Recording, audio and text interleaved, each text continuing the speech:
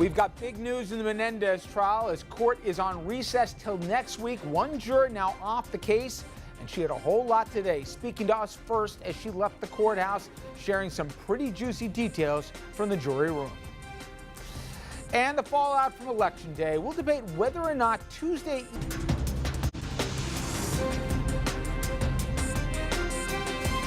Republicans, well, they're doing some soul searching that after Tuesday night's drubbing at the polls. In our area, two races had very strong showings for Democrats. Take Westchester County. George Latimer beat Republican County Executive Rob Astorino by 14 points. Give you a frame of reference how big a surprise it is. Just 4 years ago, Astorino won re-election by double digits. So what we saw was a 27-point swing. Think about that. And over the river in Rockland, Republican County Executive Ed Day, he got definitely a scare from a relative unknown named Maureen Peretti. Now, many saying that the Trump effect is alive and well in our area. Governor Cuomo, well, he'd be one of those. New York Democrats saying on election night, quote, "Tonight, the people of New York and across the country have spoken, and they resoundingly rejected Trump's presidency and the disciples of the extreme conservative gospel." And in an RNN Journal News poll that came out just before Election Day, just under half of all Westchester voters told us that Trump is impacting their vote for county executive. The Times, well, they explained what happened in a piece called "Suburbs Rebel Against Trump." Here's the quote. From the tech-obsessed suburbs of New York City to high-tech neighborhoods outside Seattle to the sprawling polyglot developments of Fairfax and Prince William County in Virginia, voters shunned Republicans up and down the ballot in off-year elections. Leaders in both parties said the elections were an unmistakable alarm bell for Republicans ahead of the 2018 campaign, when the party's grip on the House of Representatives may hinge on the socially moderate, multi-ethnic communities near those major cities. Listen, to me, and Indra and I, we were talking about this on election night, as much as the victories were obviously the headline grabbers, it was some of the other smaller races. For example, in Virginia, you had a 24-year incumbent, a guy who self-titled himself the king of homophobes, okay? He lost to a transgender candidate who had never held elected office. You see in Maine, even though the governor is close to Attila the Hun, they voted to expand Medicaid. I can do other ones, but even in your own Rockland County, yes, the incumbent won, but with about 40-something% of the vote going, we literally had to call a woman from her house who was the candidate, who didn't even have a hotel, lobby or whatever to hold the thing, for her to rush over to the camera because we thought she could win. Now, she lost, but it was a heck of a lot closer than we thought. Something's going on out here. Yeah, I agree. But I take a slightly different tack. I don't think it's as great as some would say. I mean, I think it has an impact. I don't dispute that. But still, a lot of this is driven by local elections. Virginia is, it's a blue state. I mean, it's not going to be switching around. Buffalo, they elected Republicans. All the countywide, Erie County, all elected Republicans. In Rockland County, a lot of the issues don't relate to Trump at all. They relate to other things. And there were two supervisor races that drove a lot of Democrats and Republicans out. I saw in Suffolk County and in Nassau County that it's got, in a bunch of other places where Democrats rarely, if ever, were winning these particular races for sheriffs, for DAs. I'm talking, and it was either toss-ups or whatever. So there has to be a Trump effect going on here. I think there is. And the polls, exit polls, at least suggested as well. But I still maintain that most of it's driven by local issues. Corruption in Suffolk County, corruption in Nassau County, that drives a lot of folks, both Republicans and Democrats. Now, and I recognize that there's an effect. I'm not suggesting there isn't.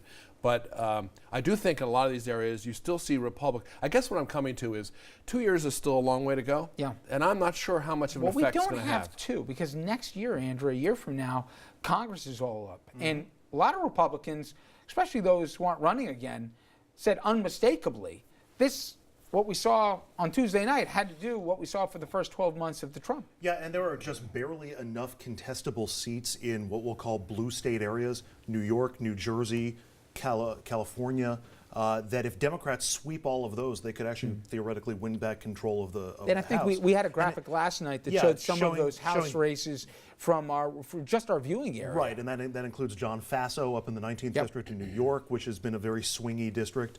And there we go. It's Leonard Lance and Rodney Frelinghuysen in New Jersey, Dan Donovan in Staten Island, Peter King and Lee Zeldin out on Long Island.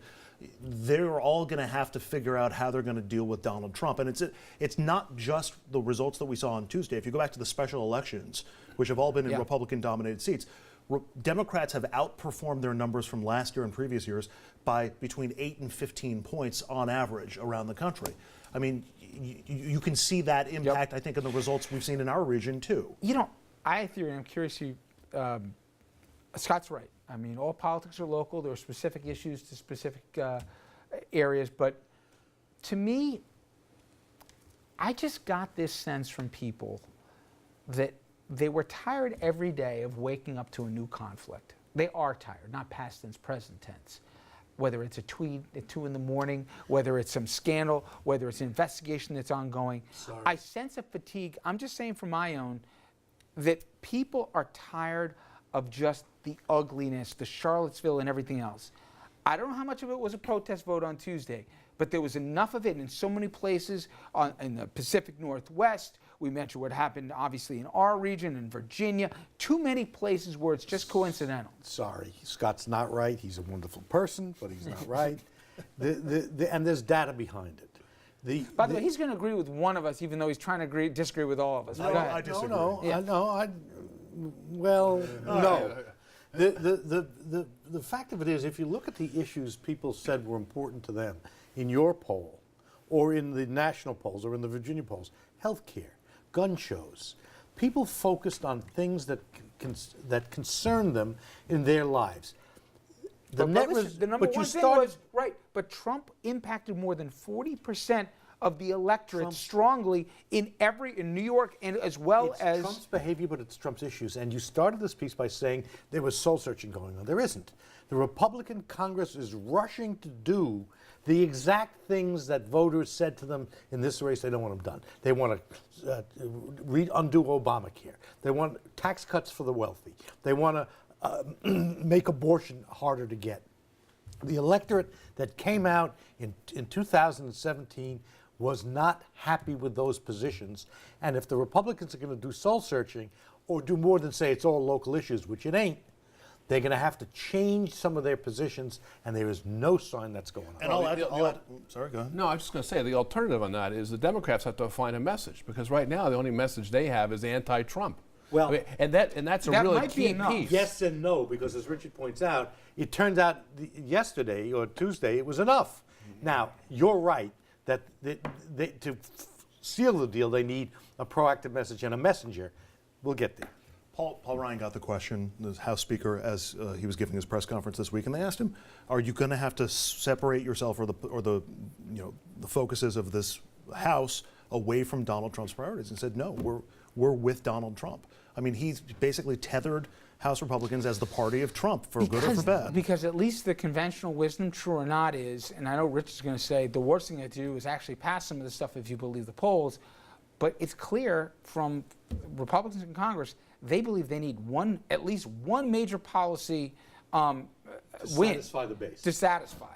Now, he's also right that all these things pull underwater in terms of people. The general public doesn't like the tax line. General public doesn't like the repeal and replace of Obamacare.